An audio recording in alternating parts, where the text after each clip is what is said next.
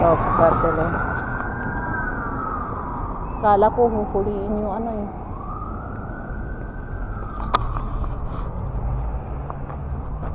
Ganito yung mga polis dito eh. Grabe kong patakbo eh. Wala silang pakialam eh. Kung halimbawa yung bang paika-ika na may pilay, big.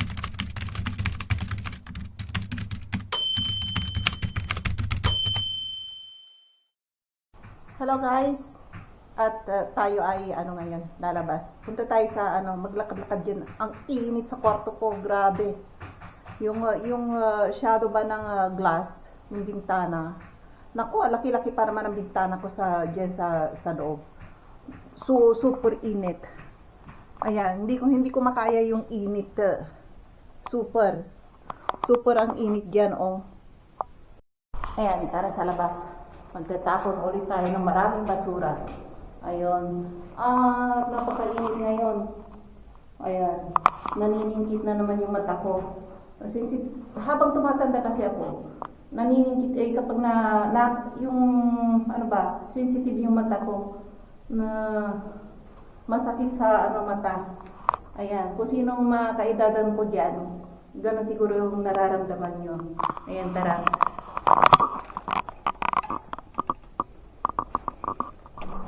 Ayan.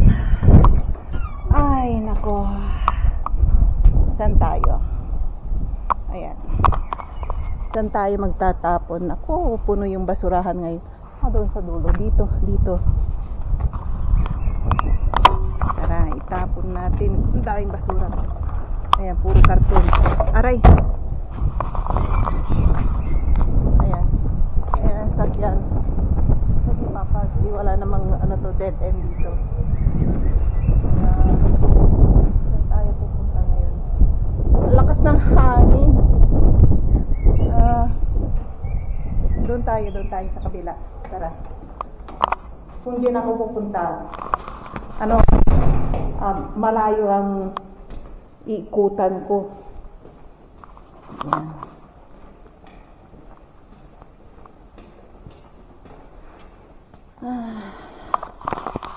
Tara. Doon tayo sa malaking park na tourist attraction dito. Tara. Ayan. Kabilaan, no? At pupunta ako na groceryhan mamaya-maya. Punta ako doon sa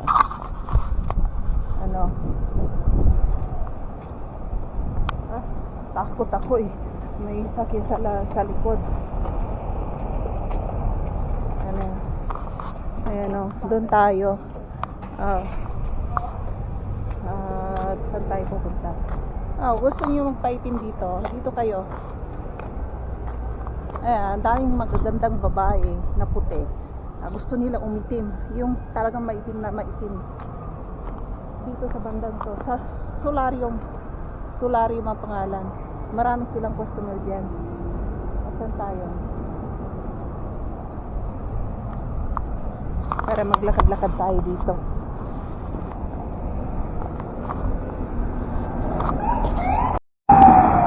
Ito, kartelo. Kala ko huhuliin yung eh.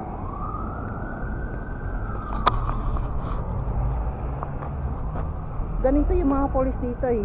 Grabe kong patakbo eh. Wala silang pakialam eh. Kung halimbawa yung bang paika-ika na may pilay, biglang tatawid dyan. Sisigawan sila ng pulis. Yun tayo. Sa room ko, ang init. Dito, ang lamig, ganda ng parang air condition sa labas. Ayun na ulit yung isa pang pulis, oh. Nakatakot, Diyos ko po, no? Tignan niyo ko, patakbo. Diyos ko. Nakatakot. Saan sila? Ay. Nakatakot silang patakbo. Tignan natin kung ano nangyayari ba kasi dyan sa shopping mall. Grabe ko, patakbo sila. Tatakot tuloy akong tumawid. Baka masagasaan ako.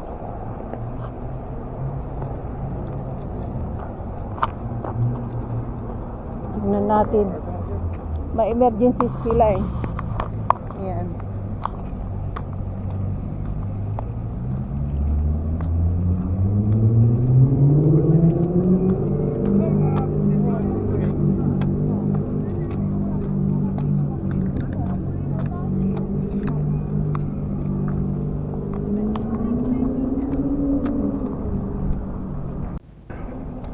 Ayan yung tram.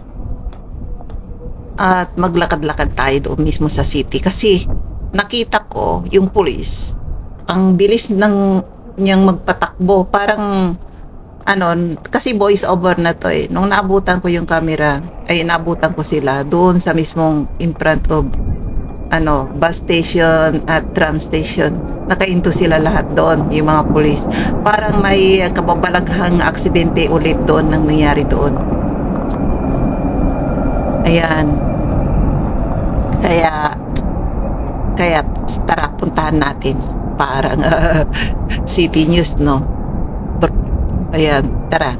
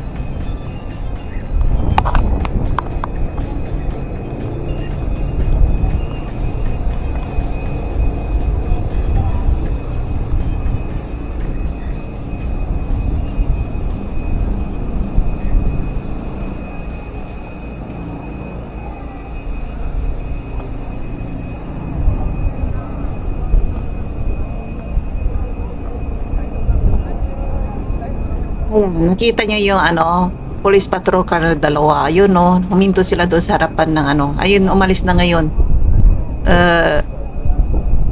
Medyo naayos na nila yung gulo. Parang may na-aksidente, parang may nasagasaan na sa in front of tram.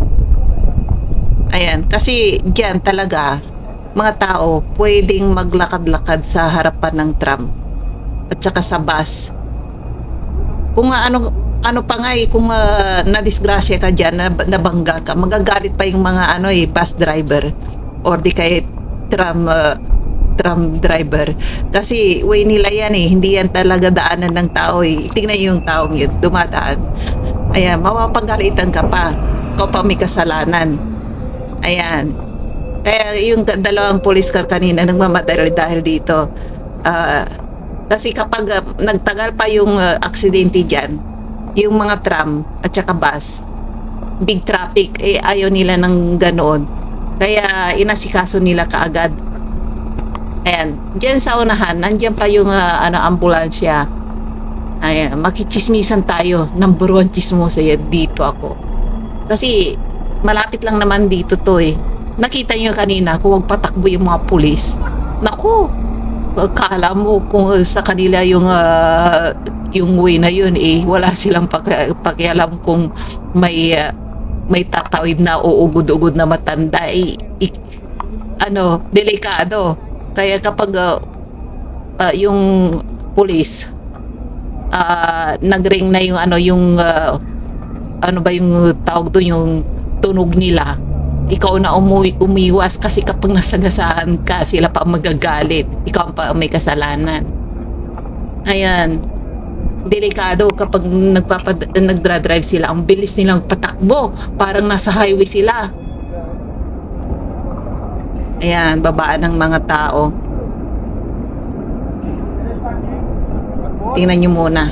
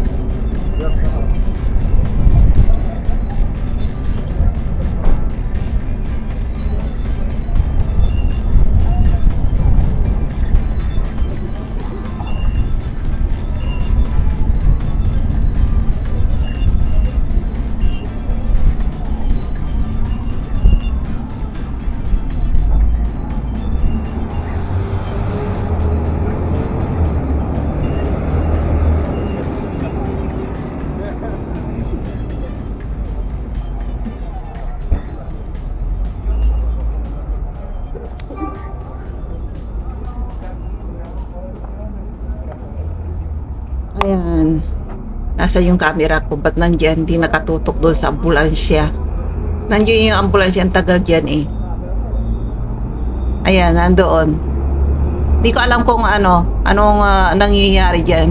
Hindi ako pwedeng lumapit, baka tsaka yung police car nandoon, baka magalit yung police, nakikiusyoso ako. Kunin pa nila yung camera ko. Ayun, kaya nasa malayo ako. Hindi ko alam kung ano nangyayari dyan, basta nakatingin lang. Wala namang humihinto, walang pakialam yung mga tao. Ayan wala silang pakialam Basta maglalakad sila, wala silang pakialam kung anong meron dyan. Ayan, ganito yung mga tao dito. Hindi katulad sa Asia na kung may nangyaring ganyan, stop lahat, nakikiusyoso. Dito hindi, walang ganunan. Ayan ayan, hindi ko alam kung ano nangyari dyan. Ano kaya ang nangyari? Hindi ko alam kung ano nangyari, baka may na heart attack or natumba. Kasi dito, parating may police cars dito sa city na to eh. Tsaka maraming police car dito na nakatambay minsan. Kung saan sila nakatambay, ayun, isa pang police car na doon. Kasi binabantayan nila tong city na to. Hindi, at tsaka yung grocery na malaki dyan, may't maya tumatawag sila ng pulis kasi may't maya may mga nagnanakaw. Ayun, yung mga walang makain na, ayun, hindi na makatiis yung mga gwardiya sa shopping mall, tumatawag sila ng pulis. Ayun. Ayun o. Ay, nako. Ganito ang buhay sa the Czech Republic. Kung sa mismong city ka nakatira, araw-araw mo ito makikitang ganito. Yung mga ganitong pangyayari.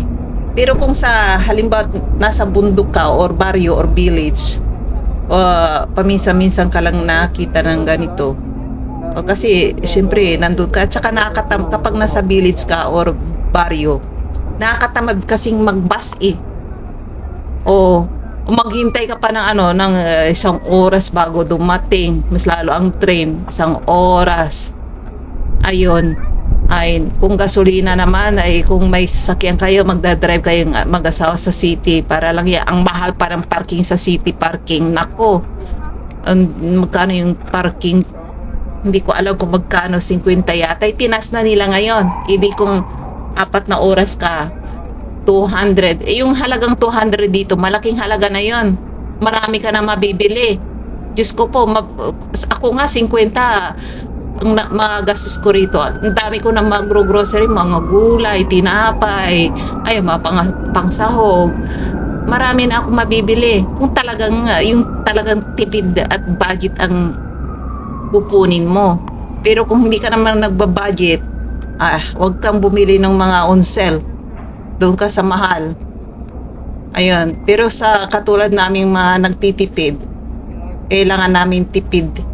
Ayun. Gayahin ninyo ako. Sa mga OFW naman na 10 ang tinutulungan. Nako. Oo. Super tipid siguro. Ayan. Ayan, palis na yung mano. Hindi ko alam kung ano nangyari dyan. Ayan, makisyoso muna tayo. Tambay muna tayo.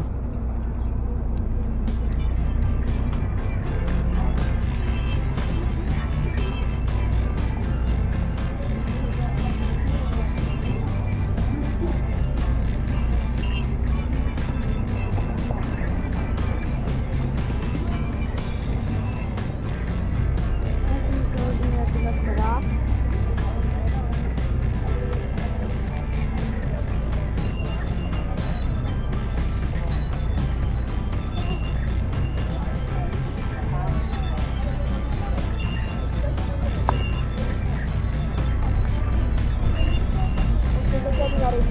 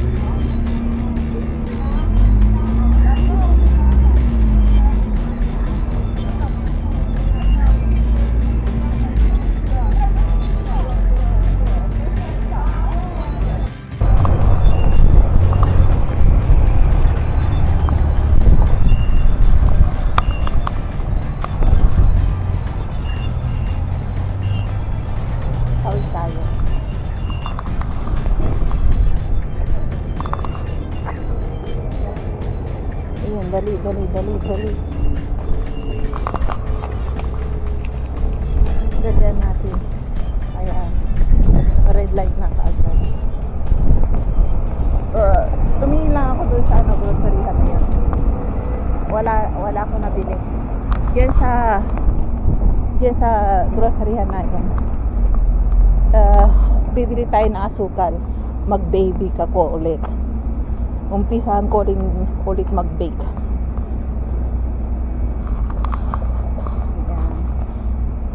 Yan tayo. Ayan ang truck. Daming tao ngayon, oh, pauwi na. Ayan. Ayan ang bus dito.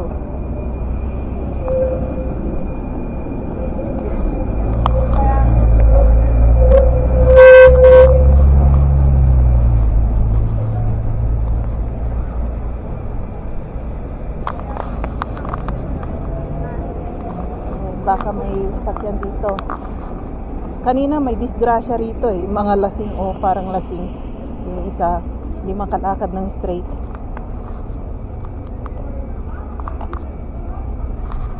Ito oh, hindi makalakad ng straight. Ayan, tara sa shopping mall. Bili ako ng sukal, uwi na rin ako. Ayan.